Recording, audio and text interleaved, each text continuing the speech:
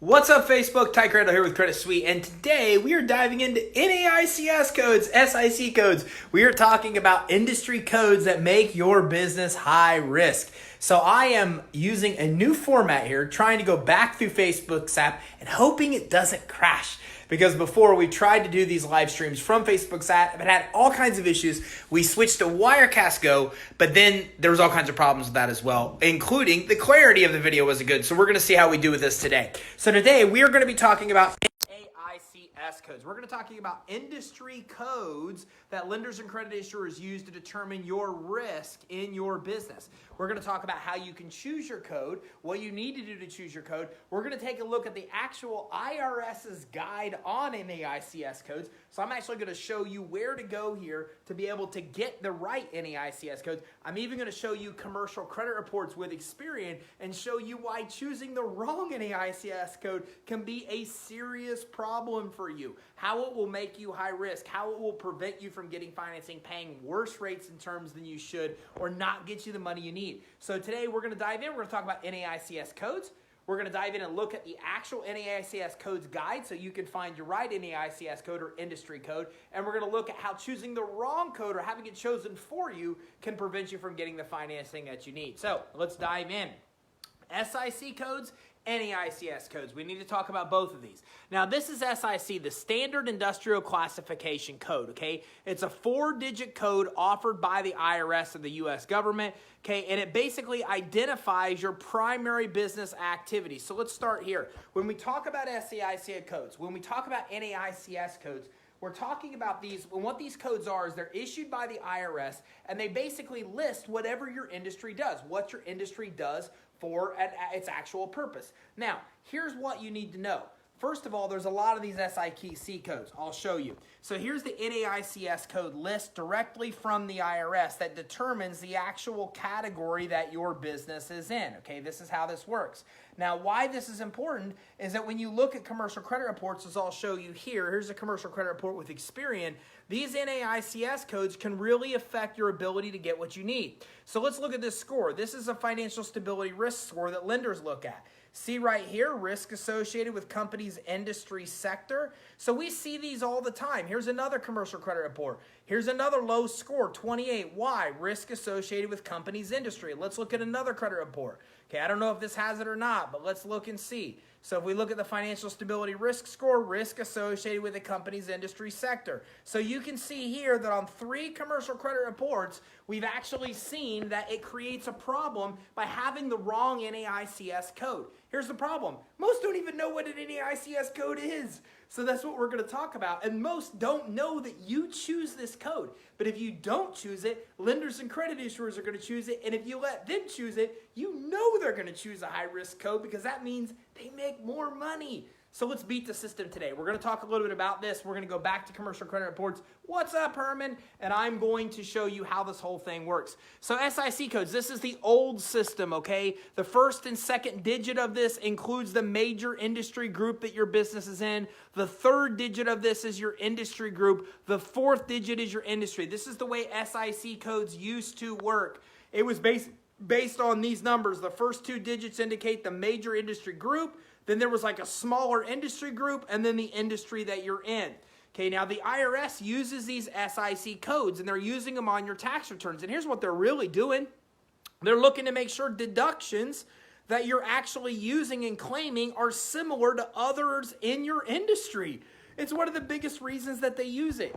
The IRS uses this to just basically look to make sure the deductions that you're claiming are consistent with deductions that other people in your industry claim. But here's the problem. Lenders and credit issuers have hacked into the system, and they're using it to make all kinds of adverse lending decisions about you and denying you or making you pay higher rates. That's the problem that we need to fix. So again, what's coming in here is it's determining the risk. There's inherent risks in every industry, but some industries are just more risky by nature when it comes to lending, okay? So you could be labeled as high risk with the wrong SIC code, and that's why you've got to choose the right code. Now, why does this matter? Well, it has to do with money. Because if you're a high risk, then it means that you're not going to get as much money as you should get, or you're going to pay a higher rate in term than you should actually pay. Plus, lenders are hesitant to do business with industries that are higher risk. It either means you'll face stricter underwriting guidelines or you're going to get denied altogether. Now, the new system is the NAICS code. This is the North American Industry Classification System, okay? And this is basically used to have broader categories here than the SIC did. So think of it like this. The SIC code existed, and it kind of broke it down into industry, sub-industry, and sub-sub-industry. Then they said, wow, there's all these new sectors that have appeared. What do we do now? Then they created the NAICS code. Here, I'm going to show you how to get it. So if I go here, and here's the NAICS code actual guide, and I went before I jumped on this live stream to figure out how you can get this, and I'm going to show you right now how we did it. So I went here and I Googled NAICS code in Google, and I'm going to create a link at creditsuite.com/NAICS. But before I do, I want to show you how to get it. I then went to census.gov, and I clicked right here, and I found the actual manual. Bam! And then here's the manual. So the manual actually shows us all the industry codes, all the sectors that you could be in, all the subsectors. So you can actually choose your NAICS code. You can figure out which is the best one for you. Now again, I'm going to put this at creditsuite.com/NAICS. But until I do it, and if you're on the live stream, you're going to want to get it quicker. And I just showed you how. We're going to go to Google. We're going to Google NAICS code. We're going to look down here for census.gov. We're going to click. We're going to download this manual, and we're going to study it till we can find out which NAICS code is best for us. That's how we're actually going to hack the system. Now, here's what you need to know. You are determining your NAICS code. You're doing it. You don't know you're doing it, and I'll tell you why, and I'll tell you how it's happening. So what happens is when you go to fill out an application for credit or financing, they're asking what your industry is. And you probably say something like whatever, like software. But there's a lot of different software companies. So they pick the NAICS code they think is the best and most accurate depiction of what you're telling them. And then they go with that NAICS code. Thank you for the like. If this makes sense and if this is helping you, then please give me feedback. That's what helps Facebook invite other people on here. So you're actually choosing this by putting the wrong industry on these applications. And here's how you fix it. First, step one, go get this guide.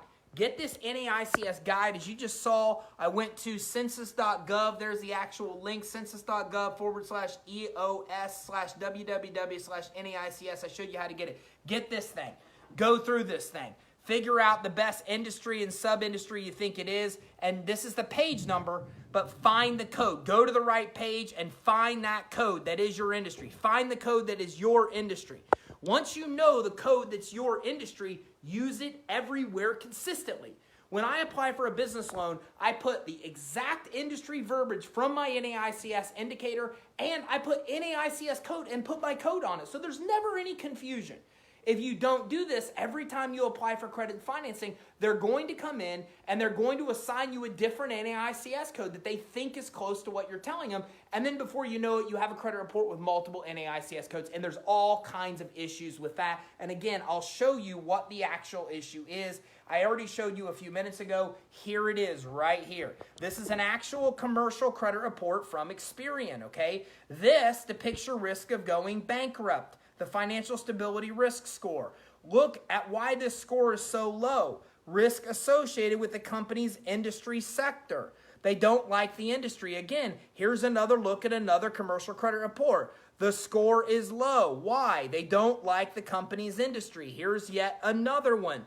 Why is the score low? Again, they don't like the industry. What's happening is the credit bureaus are automatically scoring you low because they don't like the industry that you're in. And typically what happens is it's the lenders and credit issuers that get the code wrong because you put it on the application, they chose the closest thing, and that's what gets you these high-risk underwriting decisions. So you've got to choose that NAICS code. Now, high risk are some things like cash industries or financial services, casinos, pawn shops, liquor stores, car dealerships, restaurants, all high-risk industries when it comes to lending. So who else uses these codes? Lenders, banks, insurance companies, business credit reporting agencies, okay? They want to see if you're in a high-risk industry. And then that will automatically trigger an automatic turn down higher premiums or lower credit limits. So when you go to get insurance, when you go to get loans, when you go to get any kind of financing, it's all tied back to this stuff. It's all tied back to the NAICS codes. So they don't like your NAICS code. Your insurance premiums are higher. Your loan gets denied. Your interest rate on your credit card gets higher. Your credit limits get lower. It all happens because they don't like that NAICS code. So you've got to make better choices here. Now, your choice needs to be honest. You don't want to be in software and go or in a pawn shop and then you don't want to own a liquor store and then tell them that you do software, right? I mean, you got to be honest here. But there's multiple of these that can apply, and that's what you need to know. So let's look at Credit Suite, for example. You could say we're financial services, but we sell software. We like software. Software is low risk. Financial services is high risk. So because we have a choice between the two, we choose low risk software. So look at the multiple NAICS codes that could be relevant to your industry and choose one that doesn't make you high risk. Here's some more restricted industry: ammo, weapons dealers, manufacturing companies, gaming, gambling, X-rated products and entertainment, automatic declines if you're in any of these.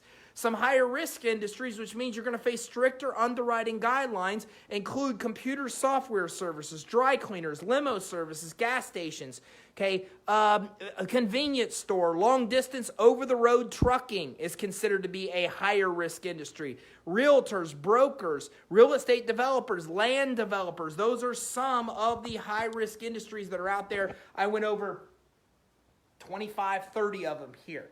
So now here's what you need to know in summary. First of all, you have an NAICS code based on your industry. If you haven't chosen it, it's being chosen for you. How do you fix it? You first need to come in and get this list right here to be able to fix that. In order to do it, we're going to go right here to Google. We're going to type in NAICS code. We're going to go right here to census.gov. We're going to download this manual. We're going to go through the manual and find the industries that are most relevant to us. We're going to look at all the ones that apply, and we're going to try to stay away from what I showed you here. All these high-risk industries, all these restricted industries that I just went through with you, we're going to try to choose something that keeps us away from this and keeps us to lower risk. And in doing so, we can stay away from what we're dreading and we're trying to avoid here, which is things like this ending up on our commercial credit reports. Low credit scores that result from coming in and having an industry sector that the bureaus don't like. The next thing you do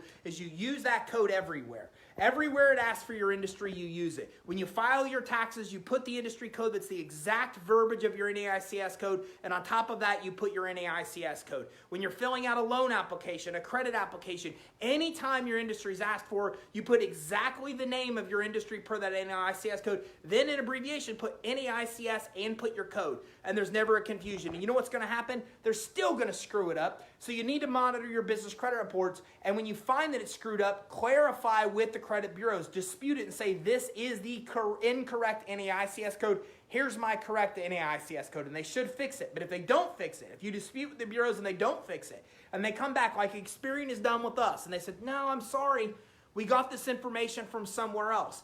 We wrote Experian back and said, no, you didn't. Here's our Secretary of State. They got it right. Here's our tax returns. The IRS has it right. Here's our Dun & Bradstreet and Equifax commercial credit reports. They have it right. You have it wrong. Everybody else has it right. Fix it. And you know what they did? They fixed it. So you need to make sure you follow these steps to get the right NAICS code that gives you the lowest risk industry. And then you need to make sure you keep up on it by monitoring your business credit reports and putting and correcting it and disputing with them if there's any inaccurate information on there. Can we help you? Get in touch with us, creditsuite.com. At Credit Suite, we focus on helping you build business credit, improving your fundability to get the most money at the best terms, and accessing all kinds of loans and credit lines in one place. So if we can help you at all, our phone number, our email, everything you can get from our website, creditsuite.com. So thanks for tuning in, and I will see you next Tuesday on Facebook Live here at 2 o'clock Eastern. Don't forget to take the action steps we talked about. Go get the NAICS guide. Find the NAICS codes that's most relevant to your business. Use that on your tax returns and everywhere else moving forward so you are not being treated unfairly by lenders, and you can make sure that you're not in a high-risk industry that makes it tougher to get the money you need when you need it. Thanks, everybody, for tuning in. Have a great day.